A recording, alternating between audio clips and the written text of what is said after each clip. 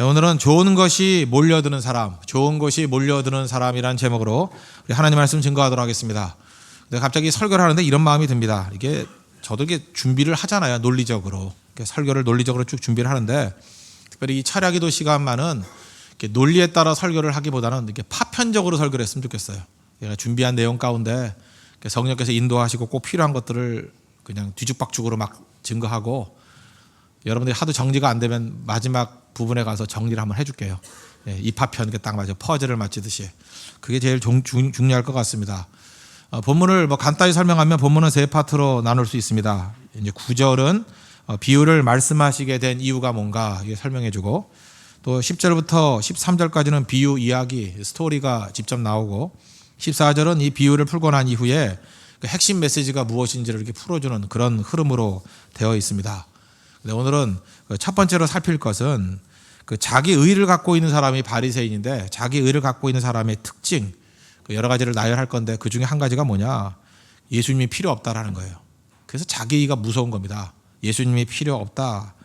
지금 바리새인은 계속해서 자기 자신에 대해서만 이야기를 합니다. 오늘 11절 보세요. 바리새인은 서서 따로 기도하여 이르되 하나님이여 나는 다른 사람들 곧 토색 불의 간음을 하는 자들과 같지 아니하고 이 세리와도 같지 아니함을 감사하나이다. 나는 일에 2번씩 금식하고 또 소득의 11조를 드리나이다 하고 계속해서 자기 자신에 대해서만 말을 하고 있습니다. 내용이 뭐예요? 나는 예수님 필요 없다라는 거예요. 나는 용서도 필요 없고 나는 은혜도 필요 없고 나는 하나님의 용서의 대상, 은혜의 대상에서 자기 자신을 제외시켜버리잖아요. 이게 참 무서운 거라는 것입니다. 주님 앞에 나오긴 나오는데 자기 자신에 대해서만 설명을 하지 예수님의 필요성에 대해서는 전혀 이야기하지 않는다는 거예요. 하루에 3번씩 기도한다. 9시, 12시, 3시 기도하는 거 아시죠? 기도했다. 그러니까 율법의 조항을 철저히 지킵니다. 11조를 철저히 드렸다. 그런 얘기죠. 자부심이 대단하다는 것입니다. 그래서 이런 사람들의 특징이 뭐냐면 직접적으로 말은 하든 안 하든 간에 마음이 부요해요. 그래서 내게 예수님이 필요한 게 아닙니다. 내게는 예수님 없어도 나는 이미 거의 완성이 돼 있어요. 예수님 없어도 나는 좋은 성도고 예수님 없어도 나는 거의 흔들리지 않고 예배 제대로 안 드려도 괜찮아요. 기도 안 해도 이미 나는 흔들림이 없다 이런 생각을 합니다. 그리고 이상한 생각을 해요. 예수님께 내가 필요하다고 생각해요. 심지어 교회에 대해서도 그래요. 이 교회에 내가 필요한 거지 이 교회의 은혜와 능력이 내게 필요한 건 아니야. 반대로 생각한다는 것입니다. 이런 생각이 굳어진 사람 가운데 심지어 이렇게 얘기하는 거 들어봤습니까? 약간 귀엽게 봐주면 또 귀엽게 봐줄 수도 있지만 결코 귀엽지 않은, 내가 없으면 하나님만 손해야 이런 얘기하는 사람 있다니까요. 있어요. 내가 죽으면 하나님만 손해. 그래서 안 죽는데 그냥 죽여버리고 싶죠. 그냥 그런 사람들 보면. 그렇게 말은 안 하지만 그렇게 생각하는 사람이 있다라는 것입니다. 그리고 알게 모르게 나 없이 되나 봐라 그런 생각이 있어요. 자기 자신의 비중과 자기 자신의 능력을 굉장히 크게 생각한다는 것입니다. 그래서 나 없이는 안 된다는 거예요. 내가 꼭 있어야 되고 바리새인이 그렇잖아요. 나 같은 사람이 하나님 믿어줘야 하나님이 위신도 서고 하나님이 도움이 됩니다. 나 없이는 안 된다는 거예요. 그런데 자기 없을 때도 되거든요. 그러면 분노해요. 나 없이 되는 일에 대해서 분노한다고요. 그래서 나 없이 일이 되면 가만두나 봐라 이렇게 나간다고요. 그래서 자기 자신이 얼마나 중요한지를 인정받고 싶어하는 그런 처절한 몸부림을 치게 된다는 것입니다. 이게 바로 바리새인의 문제라는 거예요. 그런데 이게 멀리 있는 문제가 아니라 바로 우리 자신의 문제가 될 수도 있다는 것입니다. 반면에 세리는 어떻습니까? 세리같이 돼야 돼요. 13절 보십시오. 세리는 멀리 서서 감히 눈을 들어 하늘을 쳐다보지도 못하고 다만 가슴을 치며 이르되 하나님이여 불쌍히 여기소서 나는 죄인이로소이다 하였느니라. 하늘을 쳐다보지도 못했다. 이게 부끄럽다라는 거죠. 하나님 나는 부족합니다. 부끄럽습니다. 가슴을 친다라는 건 뭐예요? 연약함에 대한 표현이거든요. 답답함에 대한 표현. 2가지 얘기잖아요. 나는 죄인입니다. 나를 불쌍히 여겨주세요. 나는 죄인입니다. 나를 불쌍히 여겨주세요. 무슨 얘기예요? 하나님의 도움이 필요하다 그거죠. 하나님의 도움이 필요합니다. 하나님의 도움이 필요하다는 게 뭐예요? 하나님의 의가 필요합니다. 그죠? 하나님의 인정이 필요합니다. 그래서 우리가 세리 같은 이 모습이 꼭 필요하다는 것입니다. 하나님 좀 도와주세요. 우리 하나님의 도움이 필요하지 않아요? 하나님 좀 도와주세요. 이게 우리 기도해야 되는 거예요. 시편 121편 1절 보니까 하나님에 대한 속성의 가장 대표적인 게 뭐라 그랬어요? 도움이라 그랬죠. 내가 산을 향하여 눈을 들리라. 나의 도움이 어디서 올꼬. 하나님은 돕는 분이에요. 헬퍼라고요. 헬프. 에젤이란 단어라 그랬죠. 나의 도움이 어디서 올꼬. 그때 답이 뭐라 그래. 나의 도움은 천지를 지으신 여호와에게서로다. 그러니까 하나님을 찾는다는 건 뭐예요? 도움을 찾는다는 얘기야. 똑같다는 것입니다. 하나님 나 좀 도와주세요. 도와주세요.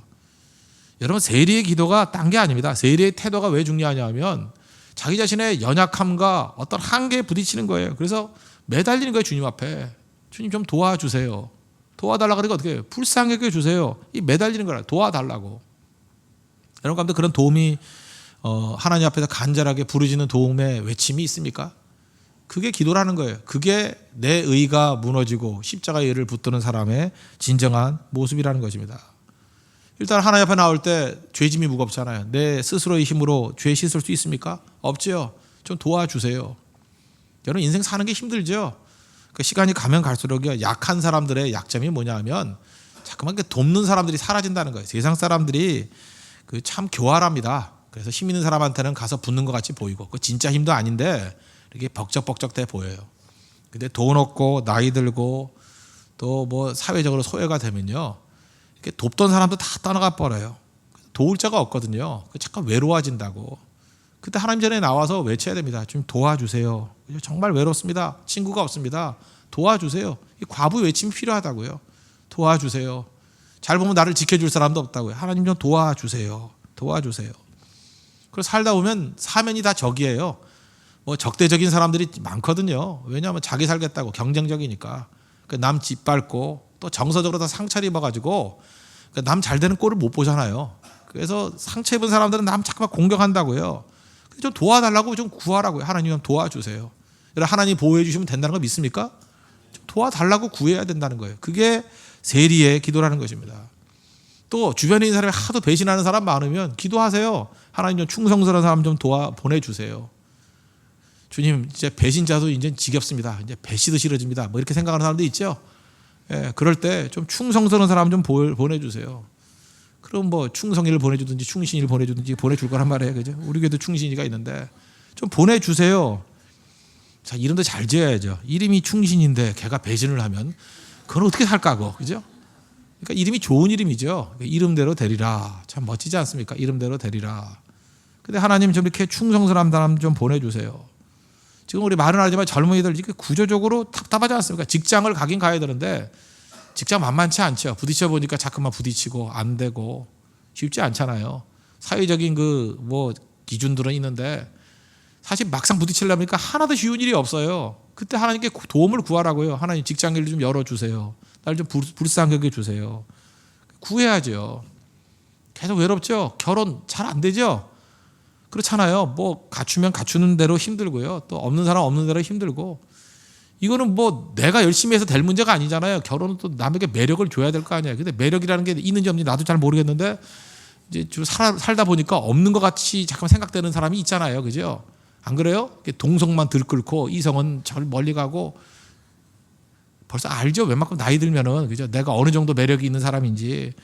그래서 이제 흉내를 내봐도 더 이상해지고 그렇잖아요. 뭐 애교를 떤다 그러는데 징그럽다 그러고 조금 이렇게 되잖아요. 남성답게 한다고 해서 막 거칠게 나갔더니 뭐 저 미친놈 다 있다 그러고 뭐 이런 대를 받으면은 좌절이 돼. 그때 구하라고요. 하나님 좀 도와주세요. 좀 도와주세요. 그게 필요하다고요. 지금 제가 제 자신도 마찬가지입니다. 지금 홍대세교회에 왔는데 사실 뭐 이제 1년 정도 지나지 않았습니까? 개창한 지 지났는데 홍대세교회잖아요. 뭐 의욕적으로 갖고 왔는데 사실 그래요. 근데 이 홍대 일대를 변화시키는 거 사실 만만합니까? 만만하지 않아요. 이름에 홍대세교회 홍대가 들어갔는데 홍대생 별로 없어요. 홍대생 전도도 안 되는 것 같고 밥만 먹고 가버리고 밥차에서 밥 주면 밥만 먹고 가잖아요. 그죠? 잘 안 되죠. 그리고 우리 너무 미숙하잖아요. 뭐 일꾼들 갖고 일하자 그랬는데 다 뭐 초신자 아니면 뭐 여기저기 굴러다니다 온 사람들. 그러니까 이게 성품들이 안 좋아요. 여러분 그거 아세요? 우리 교회 성품들이 정말 꽝이에요. 꽝. 사회생활하기 참 힘든 사람들이에요. 그러니까 성공들을 못하지. 성경들이 그러니까 다 이게 모난 성격들이 많아요. 그러니까 여기저기 굴러다니다 여기까지 온 거야. 그 인정해야 돼요. 그러다 보니까 성숙치 않아요. 말 함부로 하고, 그죠? 뭐 근거 없는 소리 떠들고 다니고, 그리고 지들 넘어지고, 뭐 다 이게 난장판이거든요. 그러면 어떻게 보면 좌절이 되잖아요, 그죠? 야, 이런 오합지졸들 데리고 무슨 일을 하나, 뭐 이런 생각이 들 때도 있잖아요. 그리고 접하는 홍대 상황은 이게 꿈쩍도 안 하는 것 같고, 그때 우리가 해야 될 일이 뭐예요? 엎드려야죠. 하나님 좀 도와주세요. 주님, 이게 골리앗도 이게 때로 달려드네요. 이게 안 되네요. 이건 뭐 다윗은 그래도 물맷돌이 던지지. 이건 그 자체가 짱돌들이네요. 이거 안 되네요. 어떡하나. 그럴 때 우리가 해야 될 일이 뭡니까? 하나님 좀 도와주세요. 그게 세리의 기도예요. 오히려 자부심 가지고 뭐 다 할 수 있다 이거보다는 그냥 도와달라고 하는 게 필요한 거죠. 하나님께서 모든 필요한 것들을 부어주시는 것을 믿습니까? 그럼 하나님께 구해야죠. 자꾸만 구해야 된다는 거예요. 잠깐 구하는 게 그게 겸손함이에요. 바울이 제가 볼 때 겸손했습니다. 바울은 이 겸손이라 그러면 뭐 비비 꼬는 게 겸손인지 아는데 그러지 않아요. 항상 당당했는데 사도행전 17장 24절 보니까 25절 두 절에서 이렇게 얘기해요. 우주와 그 가운데 있는 만물을 지신 하나님께서는 천지의 주제시니 손으로 지은 전에 계시지 아니하시고 또 무엇이 부족한 것처럼 사람의 손으로 섬김을 받으시는 것이 아니니 이는 만민에게 생명과 호흡과 만물을 친히 주시는 이심이라. 하나님을 어떻게 믿었어요? 하나님은 온 우주 만물을 창조하신 분이고, 이 바울은 믿은 게 있어요. 하나님은 만민에게, 모든 사람들에게 생명 주시고 호흡 주시고 만물을 친히 주시는 분이라. 만물이 뭐예요? 뭐 옛날 성경에는 모든 것 그랬어요. 모든 것. He himself gives all men. 뭘 줘요? Life and breath and everything else. 그러니까 우리가 생명도 주시고 호흡도 주시고 everything else, 모든 것을 다 주시는 분이래요. 그러면서 하나님 앞에 나아가서 그러므로 생명 주세요. 그러므로 모든 것 주세요 좀. 그게 바울의 겸손함이에요. 하나님께 구했다고요. 하나님 좀 주세요. 달라고. 그래서 겸손은 무능력한 게 아닙니다. 전능하신 하나님의 능력에 연결되는 거예요. 바리새인의 특징이 뭐예요? 안 구해요. 죽어도 안 구해. 저 구하라 그래도 안 구해요. 안 구하고 당당하게 하는 얘기가 뭐예요? 하나님 필요 없다라는 거 아니에요? 그냥 필요 없다. 그래서 이게 보세요. 뭐 보면은 뭐 나는 세리와도 같지 않습니다. 나는 용서도 필요 없고 뭐 은혜도 필요 없고 뭐 필요한 게 뭐 있어요? 아무것도 필요 없는 거죠. 절실함이 없는 거예요. 나는 여기서 만족합니다. 실제로 우리 모습이 이런 모습들이 많이 있다는 것입니다. 이게 문제가 되는 거죠. 저는 오늘 이 말씀을 준비하다가 아까 292장 찬송했죠. 사실 뭐 그냥 설교 내용이 이 내용인 것 같아요. 주 없이 살 수 없네. 이게 우리 고백이 됐으면 좋겠어요. 주 없이 살 수 없어요. 이게 세리의 찬송이에요. 세리의 기도라고. 주 없이 살 수 없어요. 1절 보세요. 주 없이 살 수 없네. 죄인의 구주요. 우리 죄졌잖아요. 그 귀한 보배 피로 날 구속하소서. 주님, 내 힘으로 우리가 내 죄 해결할 수 있어요? 못하니까 주님 도와주세요. 예수님의 보혈의 피로 내 죄를 좀 씻어주세요. 그리고 그 보혈의 피로 말미암아 내 위로와 영광이 되어 주십시오. 죄 씻어 주십시오. 주 없이 살 수 없는 거죠. 예수님 외에 뭐가 더 필요해요? 예수님 외에는 죄 씻음의 길이 없다라는 거예요. 또 2절 보니까 주 없이 살 수 없네. 나 혼자 못 서리 그러잖아요. 우리 혼자 살 수 있어요? 제가 목회 혼자 하겠습니까? 혼자 못 하겠어요. 그죠? 힘없고 부족하며 지혜도 없도다. 뭐 이거 세 절만이 아니에요. 힘도 없고 부족하고 지혜도 없고 주변에 도울 자도 없고 아무도 없어요. 그런데 내 주는 나의 생명 또 나의 힘이라. 주님이 내 힘이면 되지요. 그거 붙들어야 돼 우리. 그거 주님이 나의 힘입니다. 주님을 의지하여 내 지혜와 힘을 얻겠습니다. 주님 의지하여. 이게 세리의 기도라고요. 주님 의지하여 나를 불쌍히 여겨주세요. 스프랑크 디조마이. 그럴 때 기적이 나타났다 그랬죠. 불쌍히 여겨달라고. 3절을 보니까 주 없이 살 수 없는 내 주는 아신다. 나를 안돼요. I know 그랬죠. I know. 주님은 다 아신대요. 내 영의 깊은 간구, 마음의 소원. 내 영의 깊은 간구 누가 알아요? 이거? 나도 잘 몰라요 그거. 근데 주님은 아신대요. 내 영의 깊은 간구. 주밖에 나의 마음 누가 알아주겠냐요. 그래서 하나님 앞에 나아가야, 예수님 앞에 나아가야 마음이 터치가 이루어져요. 주밖에 누가 내 마음을 알아줘요? 심리학자가 알아줘요? 누가 알아줘요? 마음 몰라줘요. 근데 내 마음 위로 하사 평온케 해주신다고. 마음에 슬픔이 있죠. 너무 슬퍼가지고 멍한 사람이 있어요. 이유가 뭔지도 모르고 눈물만 흘리고. 내 마음 알아주신대요. 주밖에 없잖아요. 주밖에. 4절을 보니까 주 없이 살 수 없네. 세월이 흐르고. 세월이 흐릅니다. 벌써 10월 중순이에요. 세월이 흐르고. 이 깊은 고독 속에 내 생명 끝나도 고독하죠? 얼마나 고독하면 철학에도 나오셨겠어요. 그때 앞자리 나와가지고 고독합니다. 그러고 벌써 옷 색깔이 고독한 색깔만 입고 나오셨네요. 오늘 고독한. 사나운 풍랑일 때 날 지켜주시니. 풍랑이 일잖아요. 우리 죽이려고 그러잖아요. 막 공격하려고 그러잖아요. 막 못 살게 굴잖아요. 내 곁에 계신 주님 늘 힘이 됩니다. 이 고백. 이게 자기가 무너지고 예수님의 의, 십자가의 의를 붙든 사람의 진정한 모습이라는 것입니다. 내가 얻지 못하면 구하지 아니하며. 야고보서 4장 2절에 그랬죠. 왜 얻지 못했어요? 구하지 않으니까. 하나님이 누구시라고요? 도움의 에젤, 나의 도움이시라고. 구하면 주십니다.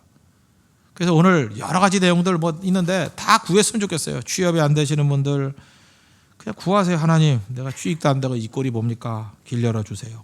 그죠? 결혼 안 되시는 분들 뭐 부끄러워서 크게 다 얘기 안 하죠. 그냥 하나님 만나게 해주세요.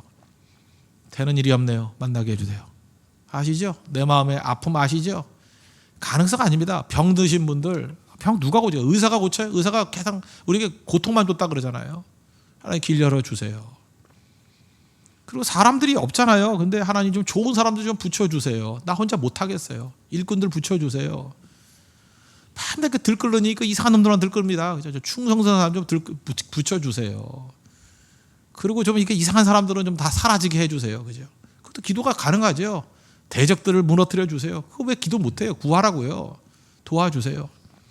그리고 어려움 당했잖아요. 하나님 나 도와주세요. 뭐 사업에 어려움이 당했습니다. 그죠? 여러 가지 난관에 처했습니다. 하나님 도와주세요. 주님께서 건져주세요. 필요한 거죠. 건져주세요. 또 직장에서는 내 대적들이 있습니다. 하나님 도와주세요. 그죠? 저 물리쳐 주세요. 승리케 해주세요.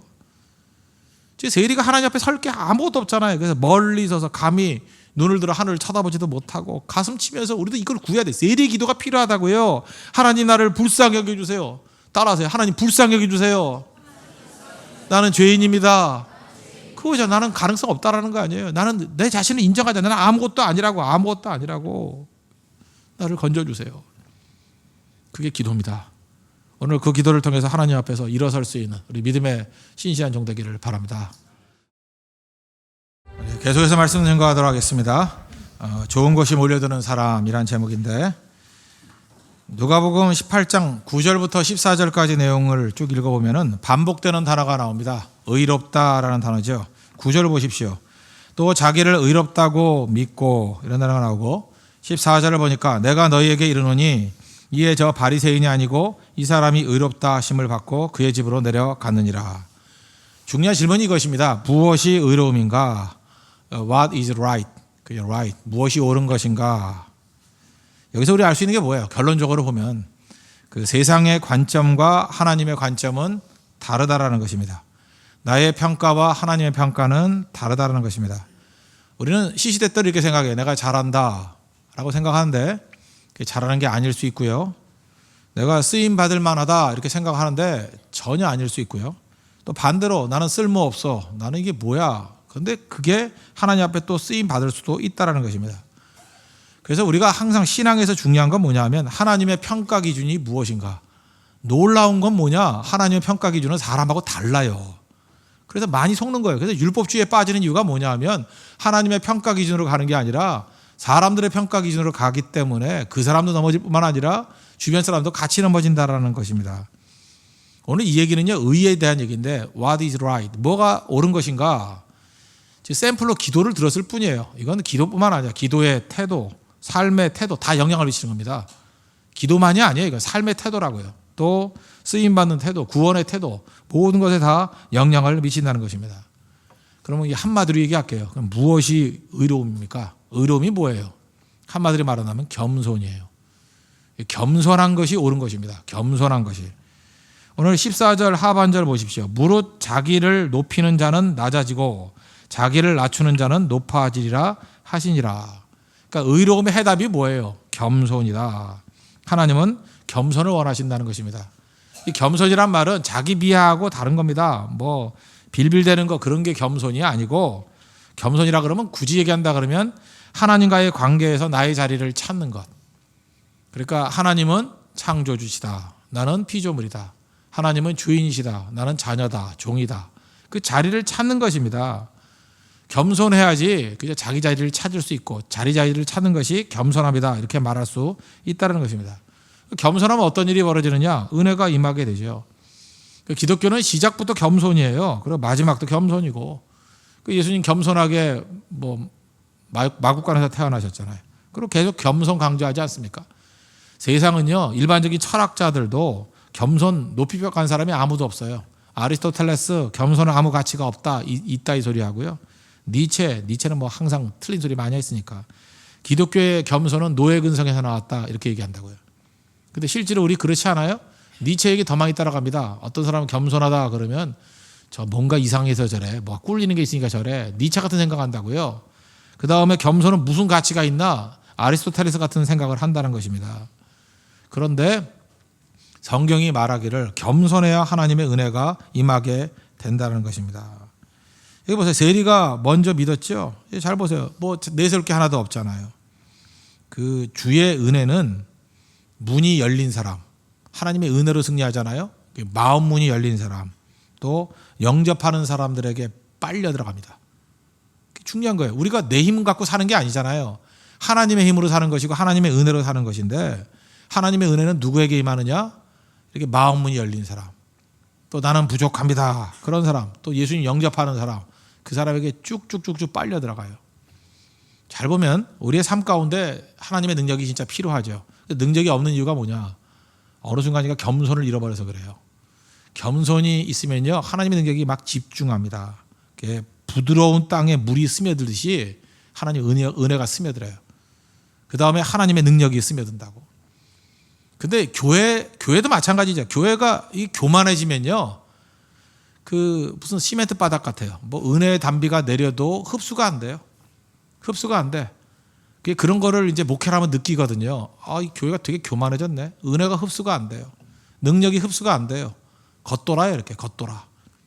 근데 성도들이 겸손해지고 그리스도와의 십자가 붙들고 이렇게 산산조각이 나면요, 흡수가 돼요. 은혜도 흡수가 되고, 그렇게 엄청나게 은혜가 부어졌는데 가보면 보이질 않아요. 다 흡수가 돼가지고. 능력이 엄청나게 부어졌는데 겉으로 능력이 드러나지 않아요. 이미 다 생명화된 거예요. 다 흡수가 돼가지고. 겸손해야 됩니다. 겸손해야 능력이 임하게 된다는 거예요. 우리 성지순례 가면은 베들레헴에 예수님 탄생 기념교회가 있다고 그러잖아요. 그 교회의 규모가 꽤 크답니다. 뭐 한 1,000명 정도 가까이 들어갈 수 있대요. 근데 들어가는 문은 한 개밖에 없대요. 일부러 겸손하게 만들려고. 나는 그 건축자가 의미가 있다고 생각해요. 문 높이가 1m 40이래요. 1m 40 여기 다 되죠? 아무리 작아도 1m 40은 되죠? 누가 들어가든지 거긴 고개 숙이고 들어가야 돼요. 왜? 겸손하지 않으면 예수님 앞에 나갈 수 없다라는 상징적인 건축 모양이죠. 우리가 하나님 앞에서 그런 모습이 있어야 된다고 생각합니다. 이렇게 겸손해야 돼요. 세상은 큰 문 만들잖아요. 파리 가도 개선문 뭐 이런 거 큰 문 만들고, 우리나라도 광화문 가보셨어요? 들어가 보세요. 이게 높다고요. 그 다음에 중국에 가면은 자금성의 문들 보세요. 무슨 문 할 때 어마어마하게 커요. 그 문 하나 두께가 이게 1m쯤 되고 그렇게 만든다고요. 왜? 인간은 이게 과시하려는 마음이 있거든요. 근데 하나님께서는 겸손한 자를 원하신다는 것입니다. 제가 제일 좋아하는 말씀인데 잠언 22장 4절 보면 하나님이 원하시는 게 두 가지예요. 겸손과 경외, 하나님을 경외하는 것. 겸손과 하나님을 경외하는 것. 여호와를 경외하는 것, 두려워하는 것. 이 두 가지만 있으면 세 가지 보상을 준대요. 재물과 영광과 생명. 옛날에 우리 암송도 했었죠? 그 겸손과 여호와를 경외함의 보상은 재물과 영광과 생명이니라. NIV 보니까 humility and the fear of the Lord bring wealth and honor and life. 우리 인생에서 그렇게 추구하는 것들이 뭐예요? 돈 벌기 되게 이렇게 원하잖아요. 돈이 어디서 오는지 알아요? 뭐 삽질한다고 돈이 오나? 부요, 웰스, 이 부요함, 돈만이 아니라 또 존경받는 거 있잖아요. 존경받는 거, 많은 사람들이 영광이에요. 아너, 그죠? 이 아너가 어디서 와요? 겸손에서 와요. 그리고 여호와를 경외하면서 온다고. 그리고 마지막 생명. 우리 인생에서 제일 중요한 거 세 가지 아닙니까? 웰스, honor, life. 어디서 와요? humility, 겸손에서 오고, 또 fear of the God, 하나님을 두려워하는 것, fear of the Lord, 하나님을 두려워하는 것, 여기서 다 온다는 것입니다. 그러므로 우리가 신앙교회라는 게 다른 게 아니에요. 뭐 재물을 추구하자, 영광을 추구하자, 생명을 추구하자, 그거 아니고 뿌리예요, 뿌리. 그죠? 좀 부족해도 괜찮은데 겸손하게 만들면 교회는 막 은혜가 넘쳐난다. 겸손해지면.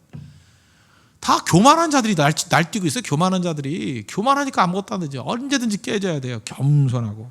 그 다음에 하나님을 두려워해야죠. 길길이 뛰면서 자기가 다 해요? 자기가 다 알아요? 자기가 최고예요? 목사가 뭐 길길이 뛰고 장로가 길길이 뛰고 한국교회가 막 그러다가 난장판 돼버렸잖아요. 다 엎드려서 하나님 앞에 우리는 죄인입니다. 나를 불쌍히 여겨 주십시오. 하나님 이 세례의 기도가 있을 때 이제 모든 풍성한 것들이 다 오게 된다는 것입니다. 그래서 시편 22편 26절 보니까 겸손한 자는 먹고 배부를 것이며, 먹고 배부른데요. 겸손한 자에게 이런 은혜가 임하게 된다는 것입니다. 우리가 은혜를 많이 받다가도 교만해지면 은혜가 떠나가요. 은혜가 다 떠나가 버려요. 어디 옛날에 이런 게 있었나 할 정도로 다 떠나가 버린다고. 다 떠나가 버립니다. 교만하면요, 좋은 것이 다 떠나가 버려요. 교만하면. 그러니까 내가 뭐 대단하다, 내가 얼마나 훌륭한가, 뭐 맨날 이런 생각 해봐요. 다 떠나가 버려요. 좋은 남자 다 떠나가 버려요. 자매들 왜 좋은 남자 다 떠나간지 알아요? 교만해서 그래요. 맨날 얼마나 예쁜가 뭐 이러고, 너는 참 행복해 이렇게 좋은 여자 만나니까, 이런 소리를 하고 다 떠나가 버려요. 남자들도 마찬가지입니다. 좋은 여자 왜 떠나갔어요? 교만해서 그래요. 교만하면요, 누구든 가까이 안 하려고 그래요. 친구도 떠나가고 다 떠나가 버린다고. 교만한 사람은 마지막 외롭게 될 것입니다. 교만하면요, 음식 맛도 떠나가요. 밥맛이 없어, 밥맛이. 좋은 음식도 이게 뭐냐 그러고 잠깐만 그런 소리 해봐. 음식 맛도 떠나가요. 반면에 겸손하게 그냥 아무거나 다 맛있다 그러고, 어쩌면 이렇게 파김치가 맛있냐고. 제가 오늘 어저께 저기 그래서 파김치가 이렇게 맛있냐고. 파김치 아니래, 부추김치래. 하든 간에 이름이 뭐라든 간에 이름도 모르면서 그냥 맛있다 하니까 더 갖다 주잖아요. 더 갖다. 정말이에요. 어제도 신방 가가지고 맛있다 하니까 뭘 좀 더 주려고 그러더라고. 그래서 제가 깨달았던 게 그겁니다. 야, 하나님께서 이렇게 겸손한 걸 좋아하는구나. 그죠? 이렇게 작은 것도 감사하고 기뻐하고 좋다고 하니까 언제나 더 생겨요. 더 생긴다고. 나는 뭐 이런 거 뭐 썩어 빠지게 있다느니 뭐 이게 뭐 사람을 뭘로 보고 뭐 이런 식으로 한번 얘기해봐요. 그러면 다 떠나가요. 다. 너 혼자 잘 살아라 그런다고요. 그래서 교회가 겸손해야 돼요. 교회가 말 함부로 하면 안 되고요. 겸손해야 돼요. 겸손한 사람 말을 아껴요. 항상 낮은 자세로. 그럼 다 모여든다는 것입니다. 좋은 것이 몰려드는 사람 누구예요? 겸손한 사람. 좋은 것이 다 떠나는 사람 누구예요? 교만한 사람. 그래서 하나님 앞에서 은혜 중에 최고의 은혜는 겸손한 은혜고요. 훈련 중에 최고의 훈련은 겸손해지는 거예요. 교만한 자들은 내 주변을 다 떠나가라 그렇게 외치라고요. 이 시간에 우리 믿음으로 선언합니다. 우리 교만한 모든 영들은 다 떠날지어다. 그죠? 항상 겸손함이 우리 가운데 임하면 은혜가 넘쳐나요. 좋은 것이 넘쳐나게 된다는 것입니다. 교회는 겸손해야 돼요. 교회는 은혜가 있어야 된다고. 동의합니다. 동의요. 말 아끼고 낮추십시오. 그죠? 나는 죄인입니다. 네가 죄인입니다가 아니라 내가 죄인입니다. 나를 불쌍히 여겨주십시오. 이 세리의 영성이 있을 때 하나님의 은혜가 넘쳐나고 풍성함이 나타나게 된다는 것입니다. 겸손함은 뭐예요? 내가 하나님이 아니라는 거죠. 내 판단이 다 틀렸다. 오늘 다시 9절 보십시오. 또 자기를 의롭다고 믿고 다른 사람을 멸시하는 자들에게 이 비유로 말씀하시되. 그렇죠? 이 바리새인들은 뭐예요? 나는 의롭다 이렇게 생각하잖아요. 나는 흠이 없다. 나는 옳다. 그러니까 항상 나는 판단하려고 그러죠. 그러니까 내가 옳다. 내가 지킨다. 뭐 사명감까지 갖고, 이 잘못된 사명감이죠.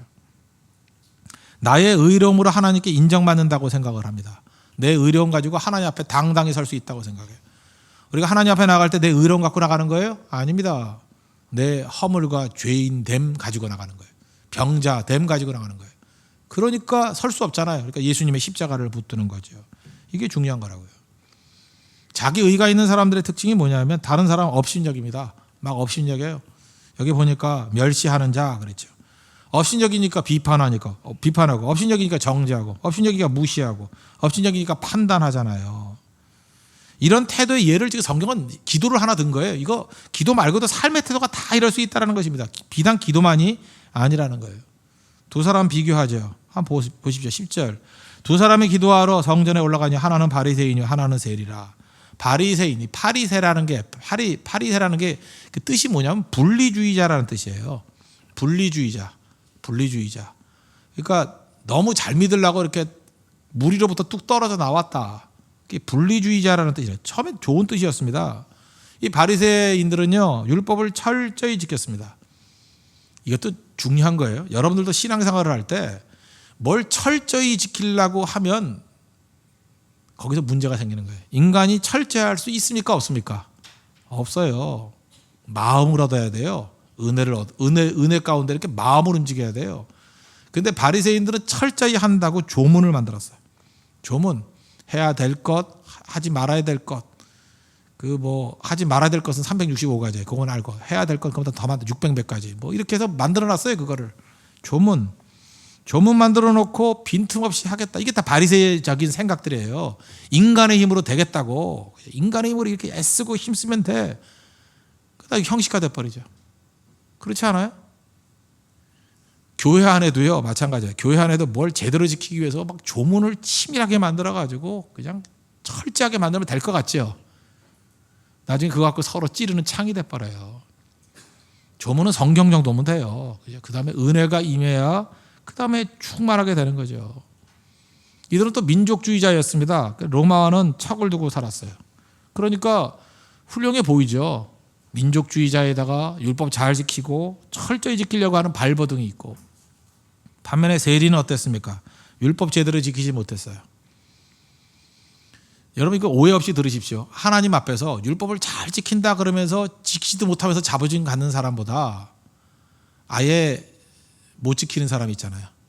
아예 못 지키는 사람. 왜냐하면 가난해도 못 지키거든요. 가난해도 못 지키죠. 왜 가난하면 못 지킵니까? 돈이 너무 없으면 못 지켜요. 먹고 살아야 되니까. 그래서 항상 죄의식이 있는 거야. 나는 제대로 예배도 못 드립니다. 우리 교인 가운데도 그렇잖아요. 주일에 이렇게 직장 다니는 사람들 있잖아요. 그런 사람 있잖아요. 백화점 다니는 사람, 이렇게 격주를 하거나 가끔 빠지잖아요. 우리가 볼 때는 좋은 직장 아닌 것 같이 보이고, 저런 직장에 다니나, 나는 주일 30년 동안 성수했어. 이런 사람 있잖아요. 근데 주일에 제대로 못 나오는 사람들 내가 보니까 항상 마음에 죄의식이 있어. 내가 주일 성수를 못한다라는 죄의식. 그리고 그것 때문에 새벽 기도를 더 열심히 나와요. 그리고 항상 겸손해요. 제가 항상 말을 그래요. 훌륭한 그리스도인이다. 이렇게 얘기하면 뭐라고 얘기하는지 알아요? 저는 부족해요. 주일 성수도 제대로 못하는데요. 제가 보건대 하나님께서는 그 후자의 사람을 더 귀하게 여길 것 같은데요? 안 그렇습니까? 여러분 어떻게 생각해요? 난 제일 꼴 보기 싫은 게 모태신앙에 4대째 믿고 11조 제대로 들고, 어디서 많이 듣던 얘기죠? 누가 18장에, 그죠? 나는 저들과 같지 아니하고 성가대 몇 년 하고, 우리가 성가대가 없으니까 그런 소리 못 하겠네. 그죠? 이런 거. 객관적으로 볼 때 잘 보세요. 이 바리새인하고 세리하고 객관적으로 딱 놓고 볼 때 누가 더 옳아요? 인간적인 판단으로 볼 때는 그냥 얼핏 보면은 바리새인이 옳아요. 항상 속지 말라고요. 하나님은 아니래요. 아시겠어요? 교회 안에도 보면요, 이렇게 그럴듯해 보이는 사람, 이렇게 거칠애가 돼 있는 사람, 외형적으로 돼 있는 사람 옳아 보이죠. 누가 그래? 누가 옳대 그게? 오히려 나는 죄인입니다. 나는 부족합니다. 그리고 눈에 보이는 허점투성이인 사람이 오히려 하나님 앞에서 오를 수 있다니까요.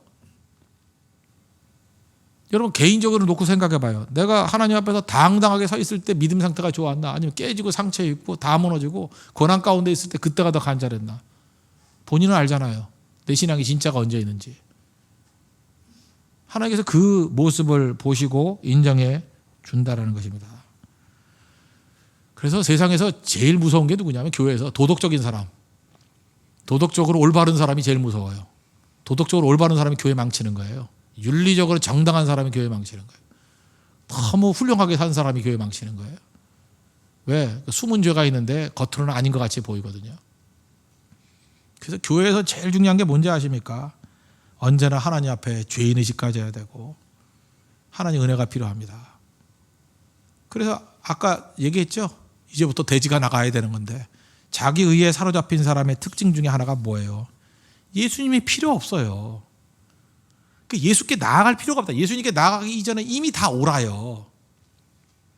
철야기도도 올 필요가 없어. 철야기도도 내가 철야기도 왔다라는 걸 보여주기 위해서 오는 거지 진짜 애절한 마음으로 오는 게 아니에요. 그죠? 이 기도 와가지고 나 참여했다 그러면서 난 이상한 사람들 교회 와가지고 맨날 이렇게 둘러보는 사람이 있어. 지금 무슨 교장 선생님이야? 이렇게 뭐 순시해. 여기 가서 누구 왔나 이러고. 그저 이상한 별종들 다 있어. 그죠? 뭐 돌아다니면 누구 왔나 이렇게 둘러보고 문 한번 열어보고 뭐 누구 있어요? 뭐 이러고. 교장 선생님 시켰나 누가? 그 바리새적인 영성이 있기 때문에 그래요. 세리는요 감히 고개를 못 들어. 문을 어디서 열어봐요. 눈 마주치면 괴로운데 그죠? 그래서 나는 죄인입니다. 나를 불쌍히 여겨 주십시오. 이번 철야기도 왜 왔는지 알아요? 내가 주님의 도움이 필요하니까. 도움이 필요하니까. 나 아무것도 아니니까. 사실 목사님 저도요. 사실 내 목사만 하면 여기 서고 싶지 않아요. 이게 얼마나 괴로운 자리인지 알아요? 다 나만 쳐다보잖아. 내가 여기 왜 서 있어야 돼요? 나도 좀 하나님 앞에 마음껏 기도하고 싶어요. 나중에 이제 우리 부목사님도 시켜야겠어. 이게 안 하고 내려가서 나도 하나님 만나야 될 거 아니에요. 하나님 만나서 더 간절히 기도해야 될 거 아니에요. 그렇죠? 하나님 앞에 나도 도움이 필요한 연약한 종 아니에요. 하나님 나 도와주세요. 좀 도와주세요. 날 좀 불쌍히 여겨주세요. 내 힘으로 못 살잖아요. 우리 다 똑같은 입장이지 뭐 아닌 사람 있어요? 그게 교회예요. 교회.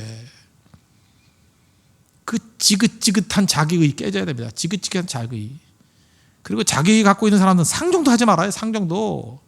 저게 마귀 새끼다 이렇게 생각하면 돼요. 거의 틀리지 않아요. 그런데 광명이 천사 같잖아. 바리새인도 얼마나 멋져요. 그게 교회의 최고의 적이라고. 최고의 적. 갈라디아서 1장 같은 데 보세요. 사도 바울이 웬만해가지고 욕잘 안 하는데 그죠? 하늘에서는 천사를 할지라도 저주가 있을지어다 그러잖아요. 왜? 그게 우리를 죽이는 무시무시한 것이 될 수 있기 때문에.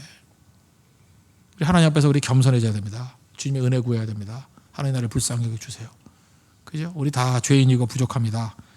하나님의 능력과 은총을 부어달라고 간구하는 그런 믿음의 거룩한 종 되길 바랍니다. 그래서 오늘 우리 겸손하게 기도합시다. 하나님 나 죄인입니다. 깨졌습니다. 부족합니다. 하나님 은혜를 주십시오. 더 낮아지게 해주시고 더 붙들어 주시고 은총을 달라고. 특별히 오늘 기도할 때에는 11월 9일에 우리 전도 집회가 있는데 가장 겸손한 사람이 하나님의 능력을 구하면서 영혼들 건지는 거예요. 우리 안에는 살릴 수 있는 힘이 없습니다. 영혼들 건질 수 있도록 힘 주시고 특별히 이번에 준비팀들이 있지 않습니까? 한 20명쯤 되는데 겸손해야 됩니다. 겸손하게 하나님 앞에 매달리면 하나님께서 큰 은혜 주실 거예요. 그죠? 그리고 살아날 거예요. 그리고 목사로부터 시작해서 우리 유치원 아이들까지 우리 교회는 십자가 앞에서 자기 자신을 다 부인하고 우리가 무슨 힘이 있습니까? 아무것도 아니죠. 자기 자신의 연약함을 토설하고 자기 의가 다 깨져버리고 나는 온전히 설 수도 없는 어린아이 같습니다. 나는 파산한 인생입니다. 주님 도와주지 않으면 설 수 없는 존재입니다. 오직 주밖에 없습니다. 거기서 능력이 나온다는 거예요. 우리 겸손하게 주님만 의지하고 이번 우리 11월 9일에 전도 집회 또 교회의 은혜가 임하고 또 네팔 선교회 일꾼들이 부족합니다. 하나님 일꾼 보내주시고 능력을 더해달라고 우리 이 시간 다 같이 하나님 앞에 우리 간구하는 시간 갖도록 하겠습니다. 기도하겠습니다. 네, 말씀 계속해서 증거하도록 하겠습니다.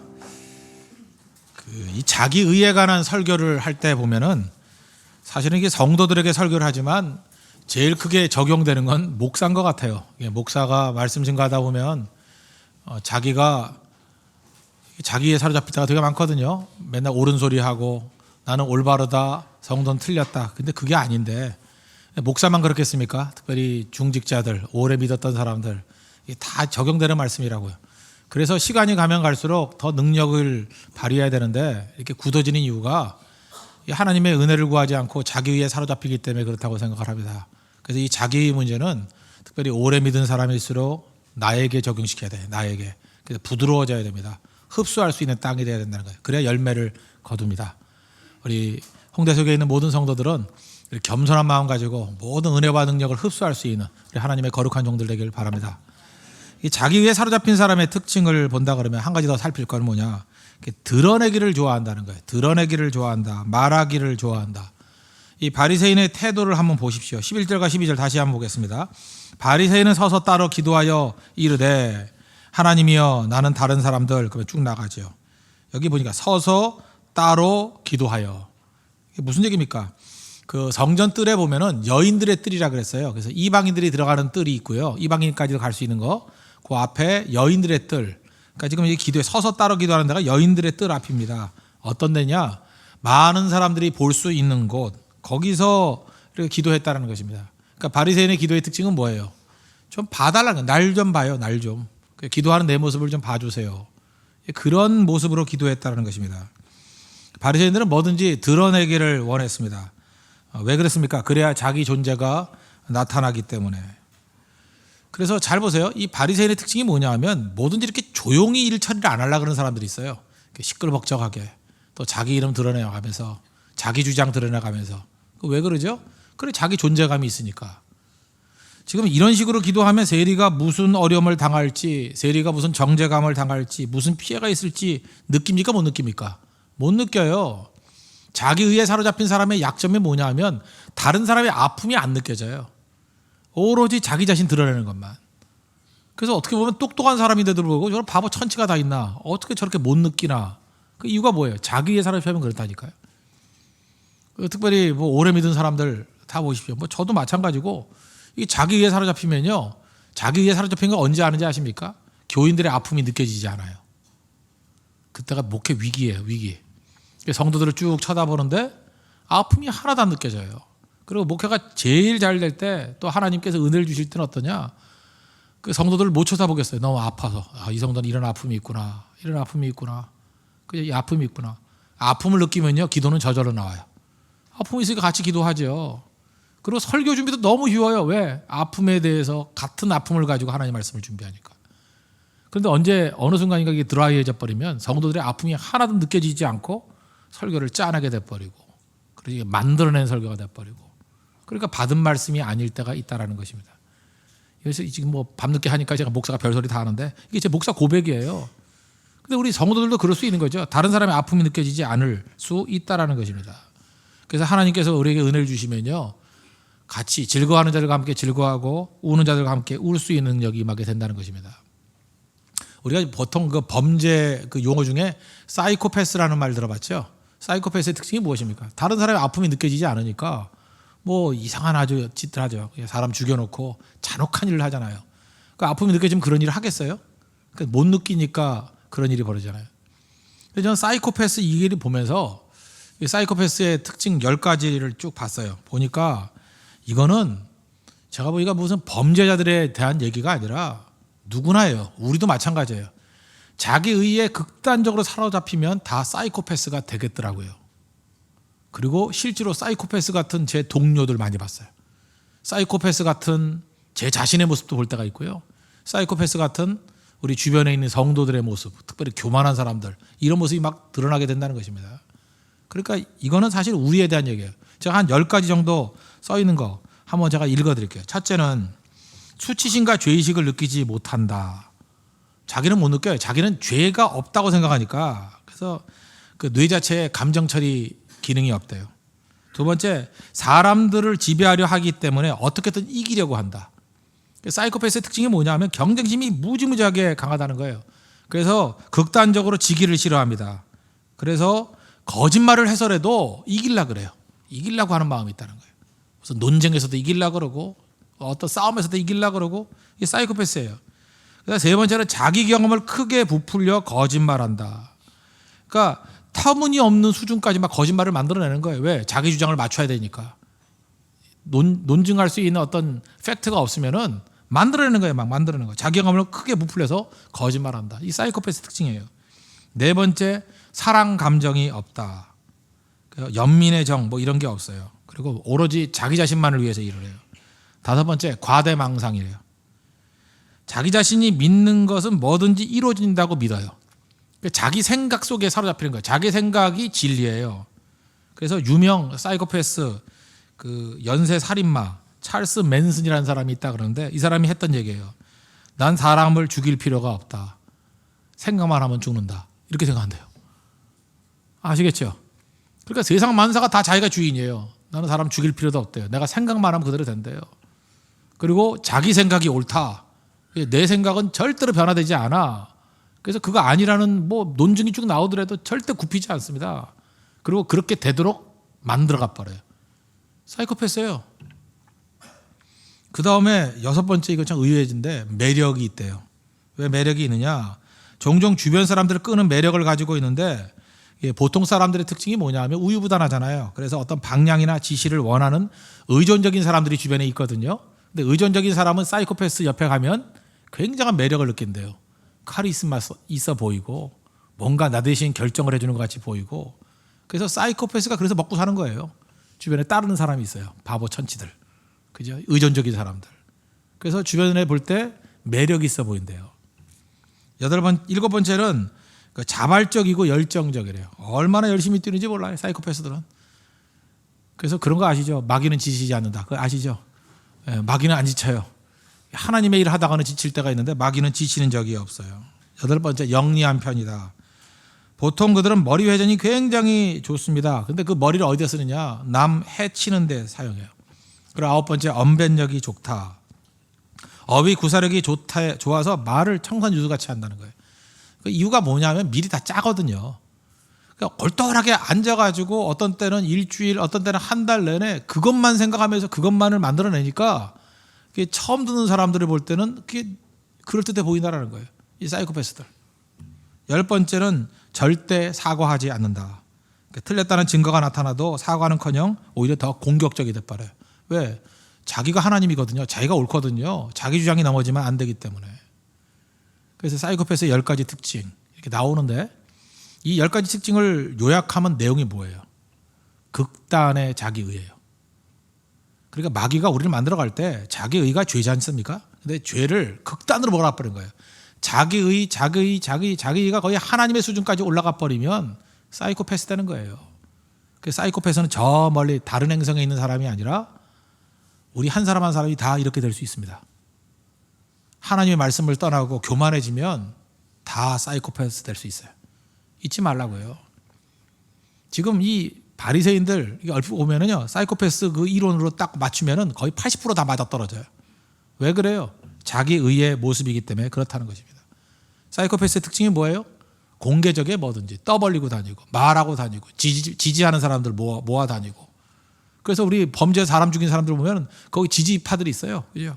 또 사이트 만들어가지고 자기 지지하는 사람 만들어 놓고. 그 우리가 이해가 안 되죠. 저 숨어서 해야 될 일인데 왜 저러나? 자기의에 자기의. 내가 최고이기 때문에. 뒤집어 얘기하면 하나님 앞에서 겸손한 사람들이 가야 될 길은 무엇입니까? 은밀성이 있다는 거예요. 은밀함.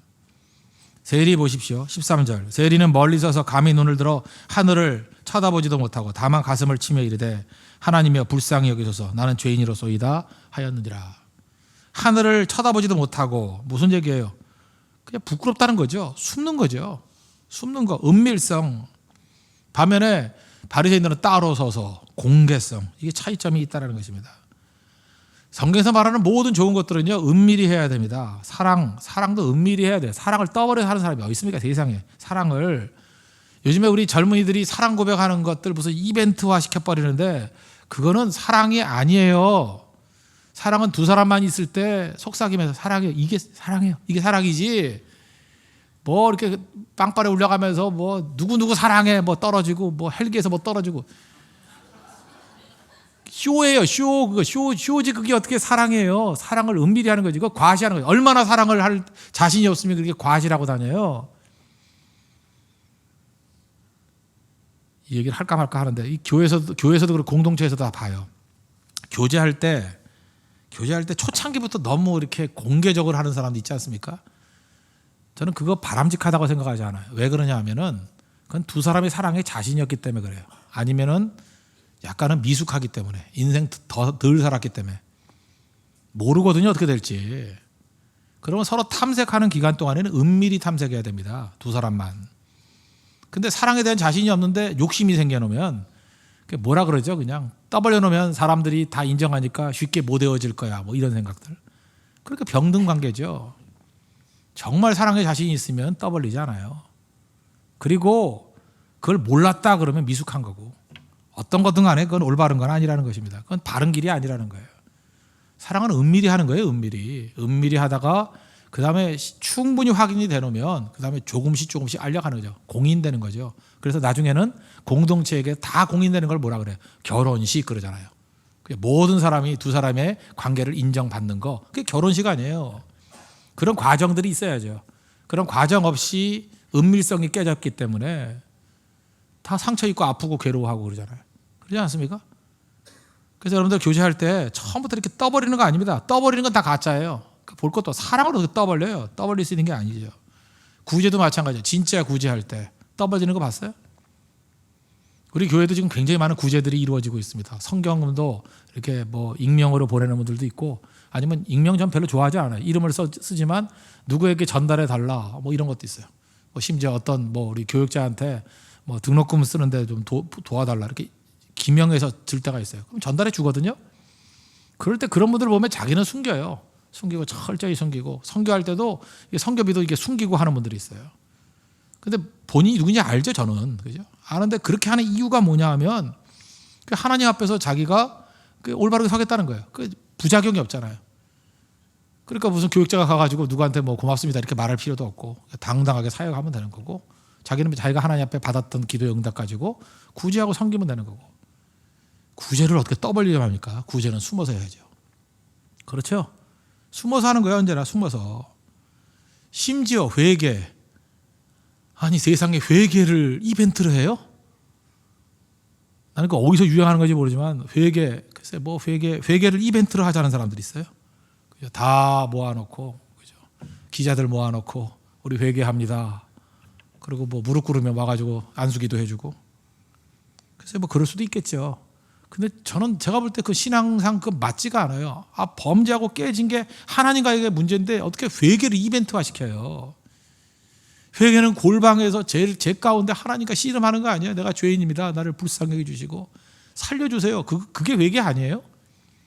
어떻게 회개까지 이벤트화 시켜요? 이게 미국 사람들이 많이 하는 거예요, 이거. 그죠? 뭐 회복 예배 그래가지고 이벤트화 시켜요. 근데 여러분들 한번 솔직하게 생각해 보세요. 그 회개를 이벤트화 시킨 게 진정성이 있다고 믿습니까? 그래요?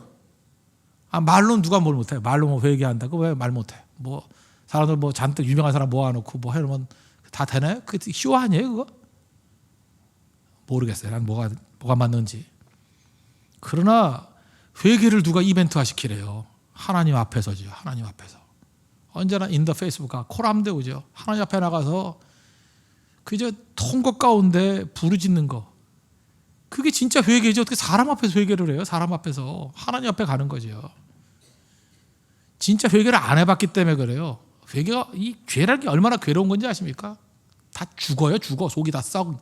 여름 가물에 그저 메마른 같다 그러고, 내가 이게 막혀가지고 토설치 아니한 죄 때문에 이게 꽉 막혀 있다 그러잖아요. 그죠? 그때 하나님 앞에서 터져 나오는 그런 부르짖음은요, 사람 앞에서 못해요. 그건 하나님과 1대1대1의 싸움이죠. 오늘 철학에도 여러분들 회개할 때 그렇게 하십시오. 사람 앞에서 하는 거 아니에요. 물론 뭐 회개하는 모습을 어떤 옆 사람이 뭐 쳐다볼 수는 있겠지만, 쳐다보는 거 의식해가지고 막 이렇게 머리 흘러가면서 주여 용서해 주옵소서 무슨 심파극이에요? 그거 아니라고요. 그죠? 하나님 앞에서 그건 자기가 홀로 하나님 앞에 서 있는 모습이 돼야 된다는 것입니다. 기도는 은밀성이 있어야 돼요. 마태복음 6장 6절 보니까 너는 기도할 때 내 골방에 들어가 문을 닫고 은밀한 중에 계신 내 아버지께 기도하라. 은밀한 중에 보시는 내 아버지께서 갚으시리라. 은밀성이야, 은밀성. 오늘 이 시간에 기도할 건 제가 볼 때 자기 의의는요 언제나 떠버려요. 떠버리고 뭐 공론화 시키자, 뭐 함께 하자, 뭐 이벤트화 시키자, 뭐 맨날 그런 얘기 좋아해요. 그죠? 뭐 같이 뭐라 그러죠? 캠페인 하자. 또 뭐 무슨 무브먼트를 일으키자. 물론 좋은 일을 그렇게 하면 좋죠. 그러나 우리가 진짜 조심해야 될 건 뭐냐 하면요. 진짜 영성은 하나님과의 은밀성 속에 있어요. 진짜 영성은. 저는 목회하면서도 제일 유혹 중에 하나가 뭐냐 하면 막 으쌰으쌰 하고 싶은 그런 것들이 있는 거예요. 그죠? 이벤트화 시켜가지고 막 하고. 그러면 쉽게 되긴 되겠죠. 그러나 그 안에 놓치는 게 굉장히 많아요. 허점 투성이라고요. 그래서 중요한 게 뭐예요? 1차적으로 저는 제 목사로 개인 간증이에요. 하나님 앞에 제가 먼저 골방에서 엎드리는 훈련해야 되고, 성도들도 마찬가지잖아요. 철학에도 제가 원래 광고 안 했잖아요. 처음부터 기도할 사람만 오라 그러고, 그 다음에 제가 원하는 건 뭐인지 아십니까? 기도가 너무 좋기 때문에 한 사람이 한 사람씩 기도의 동참자들, 동역자들을 모으는 거였어요. 근데 우리 교회는 그게 잘 안 되는 것 같아요. 자기 혼자만 나와서 죽도록 졸다가 가고, 그죠? 기도도 안 해, 졸다가 가고. 근데 진짜 좋으면은 데리고 와야죠, 같이 기도의 동역자들. 기도가 힘든 거거든요. 제가 왜 놔두는지 알아요? 기도가 힘든 거기 때문에 진짜 기도의 친구가 필요해요. 다니엘의 제 친구 같이 기도의 친구가 필요하다고. 진짜 영적인 싸움을 벌인 사람은 기도의 친구가 필요해요. 그래서 친구 만든다고. 근데 그게 없다라는 얘기는 뭐냐면 기도에 씨름하는 게 아니에요, 지금. 정말 영적 싸움을 한번 벌여보시죠. 아까도 처음 얘기를 했죠. 기도의 자리가 있다고. 너무 슬픈 마음과 슬픔이 나를 지배하고 있으면 기도에 뜨거움 있는 사람 옆에 가서 같이 해야 돼요. 그럼 힘이 생겨요. 일어서게 된다고요. 그게 능력이야, 능력. 기도는 능력받는 시간이에요. 여러분, 전능하신 하나님의 능력이 우리 삶 가운데 임할 것으로 믿습니까? 네, 구하십시오. 하나님이 분명히 주셔요. 특별히 목사 이 능력이 필요하겠죠. 이럴 때 제가 부탁합니다. 중보기도의 능력이 필요해요. 좀 기도해 주십시오. 하나님 말씀을 주시고 다음 대의 말씀을 증거하게 해 주십시오.